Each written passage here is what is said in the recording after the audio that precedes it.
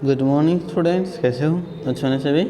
आज हम आपका फिजिकल एजुकेशन के एक बार सिलेबस के बारे में जानते हैं कि आपके सिलेबस में कौन से लेसन हैं। ठीक है, जैसे फर्स्ट लेसन आपका क्या है? आपका फर्स्ट लेसन क्या है? पर्यावरण स्वास्थ्य। पर्यावरण स्वास्थ्य क्या है? जिसमें क्या हो आपके पास, हम इसके पर्यावरण के बारे में पढ़ते हैं, क्या होता है पर्यावरण, उसके बारे में, हेल्थ के बारे में पढ़ते हैं। ठीक है, आगे है आहार एंड पोषण, यानी कि इसका मतलब क्या हो, यानी फूड एंड न्यूट्रिशन, यानी कि हम कैसा भोजन लेते हैं, न्यूट्रिएंट्स के बारे में भी पढ़ते हैं, इसके बारे में जैसे विटामिन ए के, प्रोटीन, कार्बोहाइड्रेट्स, इनके बारे में हम इस चैप्टर में पढ़ते हैं। आगे है आपका चैप्टर नंबर थर्ड चैप्टर में क्या है आपके पास? नेशनल एंड इंटरनेशनल स्पोर्ट्स, यानी कि राष्ट्रीय अंतर्राष्ट्रीय खेल का, राष्ट्रीय खेल कौन से हैं, अंतर्राष्ट्रीय खेल कौन से हैं। ऐसे तो नहीं है भारत में खेल खेले जाते हैं, सभी पूरे वर्ल्ड में खेले जाते हैं, उसको बोलते हैं इंटरनेशनल। जो हमारे देश में खेले जाते हैं हम वो बोलते हैं हमारे नेशनल। ठीक है, इनके बारे में पढ़ते हैं। आगे है देशभक्ति एवं राष्ट्रीय एकता, इसमें हम क्या पढ़ते हैं? देश यानी कि राष्ट्र के बारे में पढ़ते हैं, हम अपने देश के बारे में पढ़ते हैं कि कैसा हमारा देश है, यानी कि हम कैसे, हमारे फ्लैग के बारे में पढ़ते हैं इसमें। ठीक है, तो इसमें हम अपने एंथम के बारे में पढ़ते हैं, अपने फ्लैग यानी नेशनल फ्लैग जो तिरंगा होता है उसके बारे में पढ़ते हैं, वंदे मातरम, जन गण मन, जो हमारे राष्ट्रीय एकता के लिए ज़रूरी है उसके बारे में हम पढ़ते हैं, कैसे हम हमारी राष्ट्रीय एकता को बढ़ा सकते हैं। ठीक है, आगे है कम्युनिकेबल डिजीज़, यानी संक्रामक रोग, यानी कि जो डिजीज़ होते हैं हमारी, जैसे अब वायरस है, ठीक है, कोरोना वायरस है, ये क्या है? संक्रमिक रोग है। ठीक है, जो यानी कि छूने से जो फैलते हैं वो क्या होते हैं? आपके कम्युनिकेबल डिजीज़ होते हैं। कोई हाथ लगा छूने से भी फैल सकते हैं, कई हवा के जरिए भी फैल सकते हैं। तो आपके है ना, मतलब आगे है शरीर के संस्थानों का प्रारंभिक ज्ञान, यानी कि आपकी जो बॉडी सिस्टम है ना, उसका जो स्टार्टिंग का नॉलेज है, कैसे बना, ये क्या होता है हमारे शरीर में, यानी हमें फुल हमारे शरीर के बारे में जानकारी पढ़ेंगे इसके बारे में। ठीक है, चैप्टर नंबर 6 में। और चैप्टर नंबर 7 में हम पढ़ेंगे खेल प्रौद्योगिता का महत्व, यानी कि गेम्स और स्पोर्ट्स का इम्पोर्टेंस क्या है, इनके बारे में पढ़ेंगे। और लास्ट आपका महिला एवं उनकी खेल में भागीदारी, यानी कि हम महिलाओं के बारे में पढ़ेंगे, और जो महिलाएं हैं जो पार्टिसिपेट करती हैं खेलों में, ठीक है, तो उनके बारे में हम पढ़ेंगे इस चैप्टर में। ठीक है, तो आज हम स्टार्ट करने जा रहे हैं चैप्टर नंबर 4। ठीक है, उससे पहले ये देख लो कि कौन सी यूनिट कितने नंबर की आती है। जो पहली यूनिट है आपकी इन्वायरमेंटल हेल्थ, ये 7 नंबर की आपकी। ठीक है, यहाँ पे 7 नंबर की है। जो फूड एंड न्यूट्रिशन है ये भी कितने? 7 नंबर की है आपकी। National and sports, international sports है, ये कितनी है? 9 नंबर की। इंपॉर्टेंट है आपकी। Patriotism and national integration, national anthem, ये कितने नंबर की है? 7 नंबर की है। और जो ये नेशनल फ्लैग कम्युनिकेबल डिजीज़, ये भी आपकी क्या है? इसमें जो ये नेशनल फ्लैग है ये इसमें ही आएगा 4th वाले में। ठीक है, ये कम्युनिकेबल डिजीज़ ये अलग यूनिट होगी आपकी, ये 8 नंबर की आपकी। और preliminary knowledge of body system, यानी बॉडी सिस्टम का जो प्रारंभिक ज्ञान है उसके बारे में पढ़ेंगे, ये क्या है? 8 नंबर की आपकी। जो इम्पोर्टेंस कंपटीशन गेम है स्पोर्ट्स की, वो 7 नंबर की आपकी। और जो वुमेन एंड लास्ट यूनिट है आपकी, ये आपकी क्या है? 7 नंबर की। जो टोटल मार्क्स होंगे वो कितने हैं आपके? 60 मार्क्स का। ठीक है, आई बस में। चलो अब हम स्टार्ट करेंगे नेक्स्ट। जो हमारी यूनिट है, हमारी यूनिट का नाम क्या है?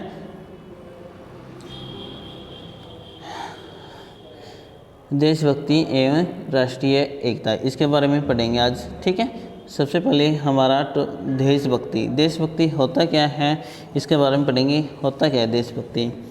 देखो, देशभक्ति से तात्पर्य देश की प्रत्येक सहायता, संस्कृति, यहाँ तक कि उन्हें कण कण से प्यार करना व देश के लिए अपने प्राणों को न्यौछावर करने के लिए हमेशा तत्पर रहना। इसका मतलब क्या हुआ?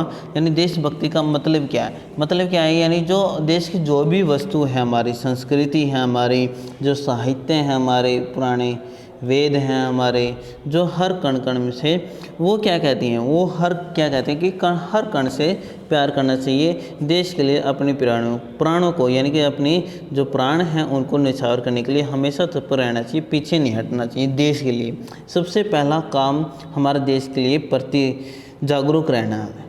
ठीक है, आगे क्या है, देशभक्ति की ऐसी भावना है जो अपने देश के प्रति होते हैं, यानी कि जो नागरिकों में नागरिक कौन होते हैं, यानी जो देश में रहते हैं उन सभी क्या है, नागरिक, यानी कि हम क्या हैं, नागरिक हैं। तो ये क्या कर रहे हैं, देश के प्रति होनी चाहिए क्या, देशभक्ति की भावना। ठीक है, देश के प्रति होनी चाहिए। उन्हें अपने वतन की मिट्टी से असीम प्यार होता है, यानी कि क्या होगा, वो अपनी मिट्टी से बहुत प्यार करते हैं। जिस देश के नागरिक को अपने देश से सच्चा प्यार करता है वह देश कभी भी गुलाम नहीं रह सकता। इसका मतलब क्या, ये इम्पोर्टेंट है। जो आपके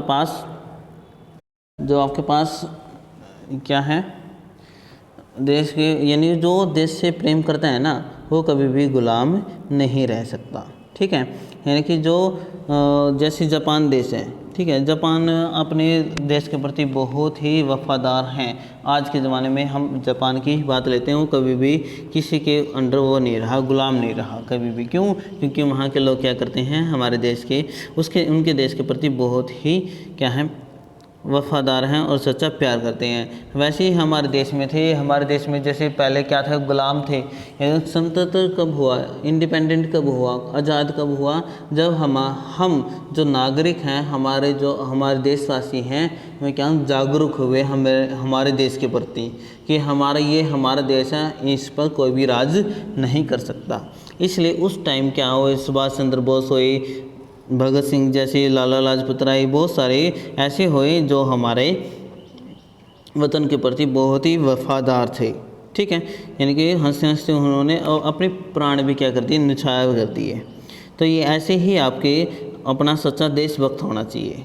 ठीक है, तो देखो यहाँ लिख रखा आपका, भारत के अनेक देशभक्त जैसे चंद्रशेखर आज़ाद है, भगत सिंह है, राजगुरु, लाला लाजपत राय व सुभाष चंद्र बोस, ये सभी क्या है आपके पास बहुत ही बड़े देशभक्त हुए हैं, जो देश को अंग्रेज़ों से स्वतंत्रता कराने के लिए हंसते से अपने प्राणों को न्यौछावर कर दिया था, है ना।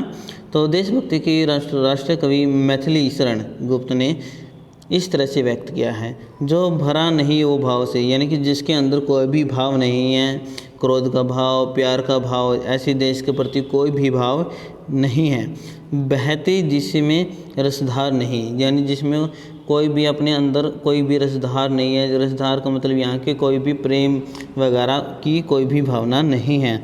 वह हृदय नहीं पत्थर है, वो हृदय नहीं है, वो क्या है, हमारा पत्थर है, जिसमें स्वदेश प्यार नहीं, यानी कि जिस दिल में क्या हो, प्रेम, स्वदेश के प्रति प्रेम ना हो, वो क्या है, पत्थर है। ये किसने कहा है, मैथिली शरण गुप्त ने कहा। ये इम्पोर्टेंट है। हमारे देश में सबसे पहले है आगे हमारे प्रथम प्रधानमंत्री कौन है, पहले प्रधानमंत्री कौन है, जवाहरलाल नेहरू। उन्होंने क्या कहा था, यदि भारत नष्ट होता है तो कौन भारतवासी जीवित रहेगा, यदि भारत जीवित रहता है तो कौन भारतवासी मरेगा। यानी कि इसका मतलब क्या हुआ, जो यदि भारतवासी हैं तो यदि भारतवासी नहीं हैं तो भारत भी नहीं रहेगा। ठीक है, यदि भारत नहीं रहेगा तो भारतवासी कहाँ से रहेंगे, भारतवासी तो वही है ना जो भारत में रहेंगे। और इसने क्या आगे क्या कर रखा है, यदि भारत जीवित रहता है तो कौन भारतवासी मरेगा। यदि भारत है, यानी यदि इसके ऊपर कोई भी राज नहीं करता, स्वतंत्र है, तो उस टाइम क्या है, हमारे सभी के सभी क्या है, भारतवासी जिंदा है। ठीक है, ये किसने कहा, पंडित जवाहरलाल नेहरू ने। आगे क्या, राष्ट्रपति कनेडी ने भी अपने प्रथम भाषण में देशवासियों को कहा था, मत पूछे कि तुम्हारे देश ने तुम्हारे लिए क्या किया, अपने आप से पूछिए कि तुमने देश के लिए क्या किया। यानी कि आप मत, ये उसने बहुत ही इम्पोर्टेंट लाइन बोली, इसने क्या बोला है, मत पूछिए तुम्हारे देश के लिए तुम्हारे लिए क्या किया, यानी ये मत पूछो कि आपके लिए आपके देश ने क्या किया, ये पूछिए कि आपने अपने देश के लिए क्या किया, आपने क्या किया है देश के लिए, देश ने अपने लिए जो किया वो तो किया ही, आपने क्या काम किया है देश के प्रति। ठीक है, तो ये किसने कहा है, राष्ट्रपति कनेडी ने। ये कथन निसंदेह ही देशभक्ति की भावना से आत्मप्रोत है ना। आगे क्या कर रखा है इसने, आगे क्वेश्चन क्या है हमारा, एक सच्चे व्यक्ति के प्रति कौन से कर्तव्य हैं। अब हम क्या पढ़ेंगे, देशभक्ति के कर्तव्य, कौन से देशभक्ति के क्या होने चाहिए, कर्तव्य होने चाहिए। कर्तव्य देखो, सबसे पहला कर्तव्य है आपका, एक देशभक्तों देश की एकता एवं अखंडता की रक्षा के लिए कार्य करना चाहिए, है ना। यानी जो देशभक्त है उसकी एकता के लिए, देश की एकता के लिए ज़रूरी है, सबसे इम्पोर्टेंट तो यही है आपका कि एकता बनी रहनी चाहिए, मिलजुल कर हमें रहना चाहिए अखंडता की रक्षा के लिए, यानी कि जो खंडित ना हो। अखंडता का मतलब क्या है, जो खंडित ना हो, बिखरे ना, है ना। तो एक दूसरे से मिलजुल कर हमें काम करना चाहिए। जैसे अब आजकल क्या चल रहा है, हिंदू और मुसलमान का झगड़ा चल रहा है, कोई बातें हिंदू है, कोई मुस्लिम है, कोई सिख है, तो इनमें क्या हो रहा है, आपस में झगड़ा हो रहा है। तो हमें झगड़ा नहीं करना चाहिए, हमें आपस में रहना चाहिए, हिंदू मुस्लिम सिख ईसाई को सभी को एक साथ रहना चाहिए। इससे क्या होगा, जो भारत देश है हमारा वो भी क्या होगा, प्रगतिशील होगा, ठीक है, अखंडता में रक्षा होगी हमारी। आगे क्या है, दूसरा पॉइंट क्या है, राष्ट्र के विकास के लिए कार्य करना चाहिए, यानी कि जो हमारा राष्ट्र है यानी देश है उसके प्रति जागरूक होना चाहिए। उसके लिए हमें कैसे हमारा देश क्या हो सकता है, विकास बढ़ सकता है, उसका कैसे विकसित हो सकता है। हमारा देश क्या है, विकासशील देश है, विकसित देश नहीं है हमारा, क्या है, विकास देश हो, विकासशील देश है, यानी कि हमारा देश का क्या हो रहा है, विकास हो रहा है ना। तो इसका हमें ऐसे कार्य करना चाहिए जो जिससे हमारा देश क्या आगे बढ़े, ठीक है, देश का नाम क्या हो, रोशन हो। आगे है थर्ड पॉइंट, देश की प्रकृति संपदा की रक्षा के लिए कार्य करना चाहिए, यानी कि जो देश की प्रकृति यानी नेचर के भी लिए हमें क्या करना चाहिए, रक्षा के लिए तैयार रहना चाहिए। जो हमारे देश की जो संस्कृति है, जो परंपराएं हैं, जो मान्यताएं हैं, उनको भी बरकरार रखना चाहिए, ठीक है। आगे है राष्ट्रीय स्वतंत्रता संग्राम के आदर्शों का पालन करना चाहिए, यानी कि जो राष्ट्रीय स्वतंत्रता संग्राम के जो आदर्श हैं, यानी आदर्श कौन से होंगे, जैसे हमारे जो भगत सिंह जी हैं, लाला लाजपत राय हैं, महात्मा गांधी जी हैं, तो इनके प्रति क्या होना चाहिए, हमें आदर्शों का पालन करना चाहिए। भारतीय संस्कृति की रक्षा करनी चाहिए, जो हमारी संस्कृति है भारत की, जैसे प्रणाम करना, सुबह अपने बड़ों को नमस्कार करना, सबका आदर करना, प्रेम से बोलना, ये क्या है हमारी जो हमारा पहनावा है, ये सभी क्या है हमारी संस्कृति है, ठीक है। तो हमें अपनी संस्कृति से भी मतलब रक्षा करनी चाहिए। आगे सार्वजनिक संपत्ति की रक्षा करनी, सार्वजनिक जो पब्लिक स्पेस होता है, जैसे रेलवे स्टेशन है, बस स्टॉप है, ये सभी क्या है हमारी सार्वजनिक संपत्ति है, ठीक है। यानी जो सबका अधिकार होता है वो कहते हैं सार्वजनिक संपत्ति है, जिस पे एक अकेला का अधिकार नहीं होता, वो देश के सभी नागरिकों के लिए क्या है, संपत्ति है वो, ठीक है। तो इसमें हमें हमारा फ़र्ज है कि उस संपत्ति को कोई भी नुकसान न पहुंचाए। जैसे स्कूल है, ये भी क्या है, सार्वजनिक संपत्ति है, इसमें एक का अधिकार नहीं होता। ओके, आगे क्या, स्त्रियों का सम्मान करना चाहिए, जो हमारी नारी हैं, स्त्री हैं, औरतें हैं, उनको क्या करना चाहिए, हमें आदर करना चाहिए, आदरपूर्वक रहना चाहिए। आगे अपने देश के राष्ट्रीय ध्वज, राष्ट्रीय गान का सम्मान करना चाहिए, यानी कि जो हमारे राष्ट्रीय ध्वज है, कौन है राष्ट्रीय ध्वज, कौन सा क्या नाम है राष्ट्रीय ध्वज का, तिरंगा, ठीक है, तिरंगा। राष्ट्रीय गान कौन सा है हमारा, जन गण मन। तो हमें अपने देश के राष्ट्रीय ध्वज और राष्ट्रीय गान का सम्मान करना चाहिए। हम पढ़ेंगे आगे इसके बारे में पढ़ेंगे कि राष्ट्रीय ध्वज कैसे हुआ था, कैसे बना था, इसकी ऊंचाई लंबाई कितनी है, इसके बारे में हम पढ़ेंगे आगे। राष्ट्रीय गान के भी बारे में पढ़ेंगे, क्या रूल होते हैं राष्ट्रीय गान के, ठीक है।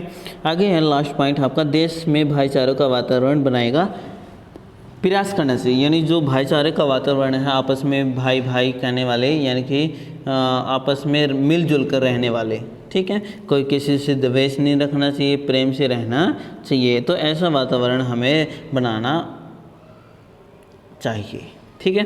तो ये था आपका फर्स्ट क्वेश्चन नंबर फर्स्ट, क्या नाम था, देशभक्ति से अभिप्राय और सच्चे देशभक्ति की कौन से कर्तव्य होते हैं, ठीक है।